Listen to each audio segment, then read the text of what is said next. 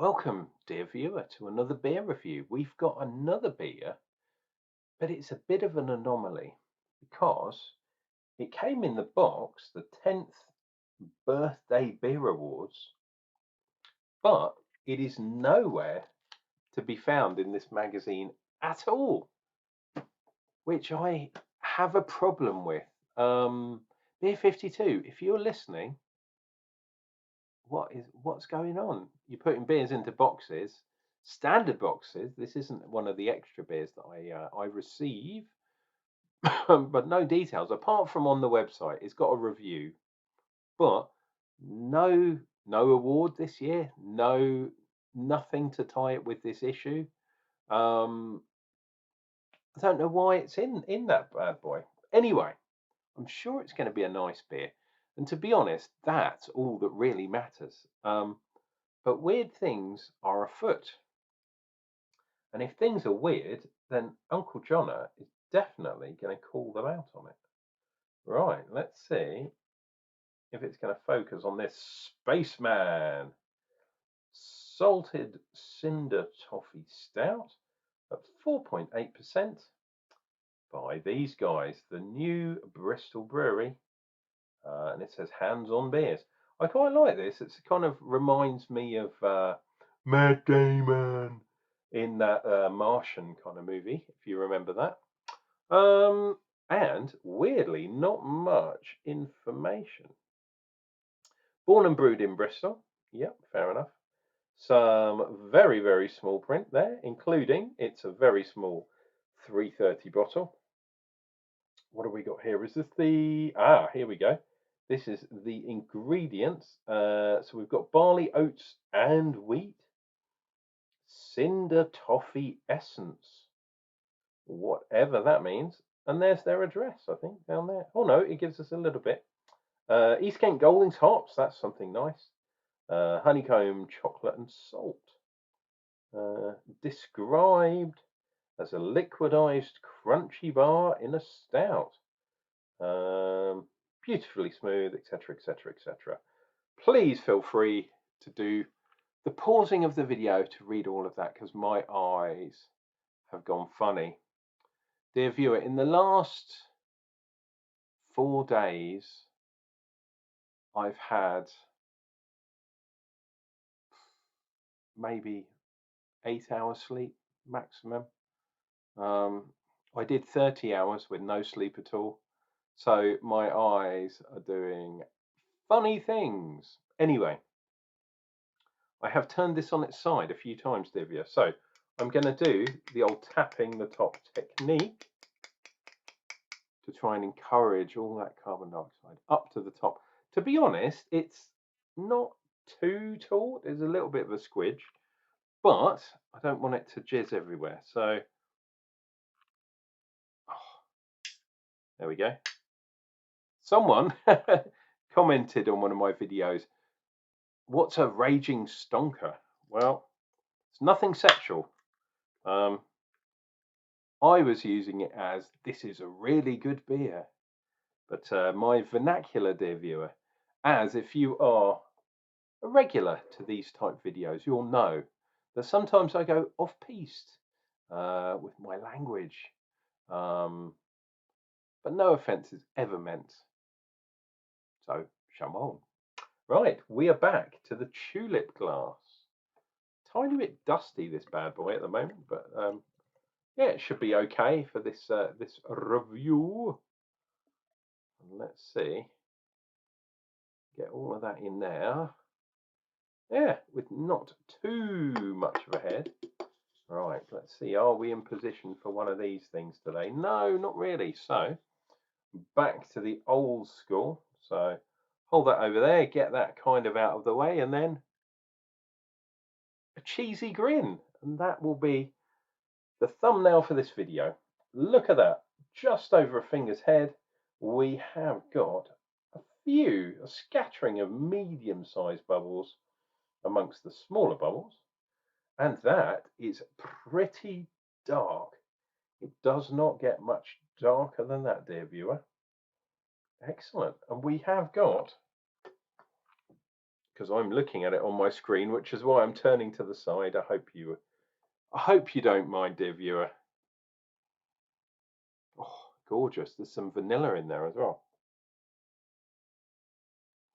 Vanilla, chocolate.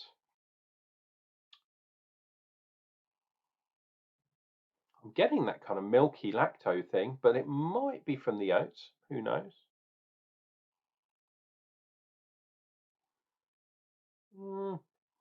Tiny bit watery it tastes as well. I've got high hopes for this bad boy, dear viewer. Let me read you the malt bill. So we've got flaked oats, we've got Munich malt, we've got some chocolate malt, we've got crystal malt, we've got pale malt, we've got caramel, we've got roasted barley, we've got pale chocolate malt. Interesting. Never heard of that one before. And we have, oh dear, some flaked barley in there too. So lots of malt addition. And then we've got the East Kent Goldings. I know what that tastes like because I am sitting very much in East Kent at the moment, and I have visited some of the hop farms that used to grow East Kent Goldings. Some of them have diversified, and they're growing other types of things. I drove through Bramling Cross today, or where Bramling Cross is from too. So that's over this way too.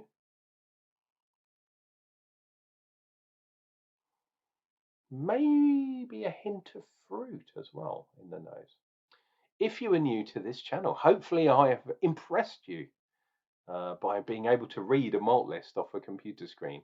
But should you want to join the Johnner Army and listen to me waxing lyrical about beer, which is always what people like to hear, especially on this channel, please consider clicking down below, clicking like, clicking subscribe, clicking the bell icon, and that way you'll never miss any more videos. Chum on. Right, let's dive in, dear viewer.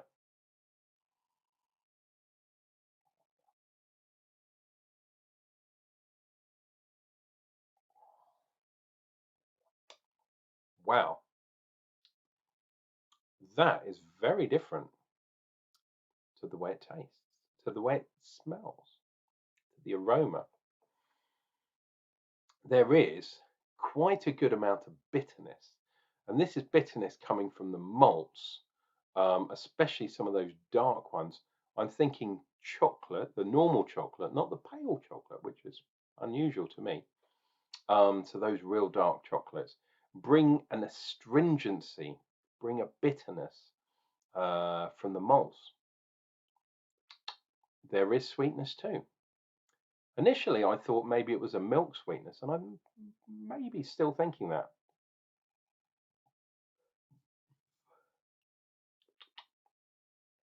There's definitely something milky in here. It might be from the oats, because obviously we can have oat milk, as a lot of people drink that these days. I've tried it, don't really like it. Trying to get away from animal produce to some degree. I think I'm still going to eat some animals, but just not every day. Doing my bit for the environment. But milk is, when you look at what they do to produce milk, it's crazy shit, basically. So yeah, I don't like being part of that food chain, but I do like milk in my cup of tea in the morning. There is a burnt cinder toffee flavour to this, but to me, it's not quite right. It's not bang on cinder toffee. It is not like a crunchy bar, put it that way. It's a lot more burnt, so like burnt on to the side of a pan. The sweetness doesn't quite balance out the astringent bitterness, in my opinion, from the malts. So it's very bitter. Then you get a little bit of sweetness. Then it goes kind of bitter. It's bittersweet in the finish. So maybe the finish is right, but that burnt kind of thing going on with the Cinder Toffee is a bit overpowering when it's balanced against yeah, the sweetness wherever it comes from. There is a nice body, I'll have to say that, to this stout. I reckon a lot of that is due to things like the flake barley and the oats and that kind of stuff. Apparently, there's no wheat in here from what I can see, but the amount of oats in there just gives it a rough and ready kind of vibe. It gives it a thickness too. This is a little bit more like a milkshake. Yeah, it gives it some body, some substance, something to chew on almost in your mouth. It's not that thick, but that kind of thing.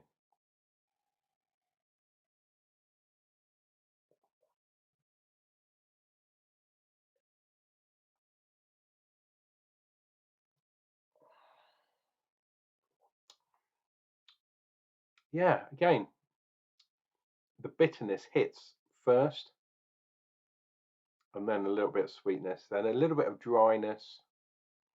It's not an Irish stout by any means,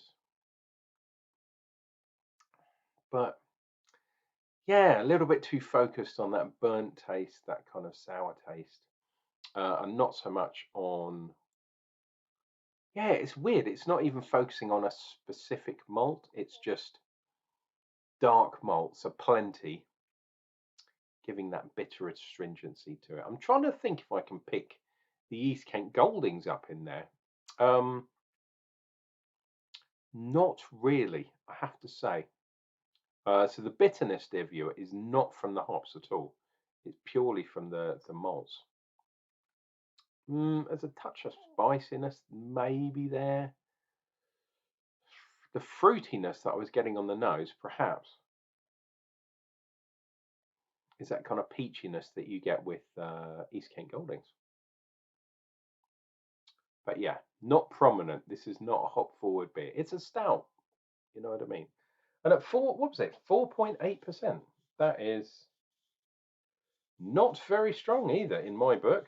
Where are we? Yeah. So not 100% impressed with this bad boy. Gonna focus, my friends. So the out of focus Martian type dude walking along the Cinder Toffee planet. Actually, it looks a bit like a cave because there's some stalactites coming down from the scene. Well, there's mites coming up as well. Not my favourite stout of this year, to be perfectly honest. Pardon me. Anyway, dear viewer, I will let you get on your way. Why not drink some wonderful beer? Why not take a chance every so often? I've got a feeling that Beer 52, because they haven't put this in this magazine, and the very fact that the brewery hasn't picked up an award says to me that perhaps this was an addition to the box from a few months ago. Anyway, this has been your loving Unclejona here, drinking beers so you guys don't have to, and you can learn from my experience, or find a beer that doesn't really get the Unclejona seal of approval, but they don't all get seal of approvals. Take care of yourselves, take care of each other, and remember, why not drink some wonderful, wonderful beer?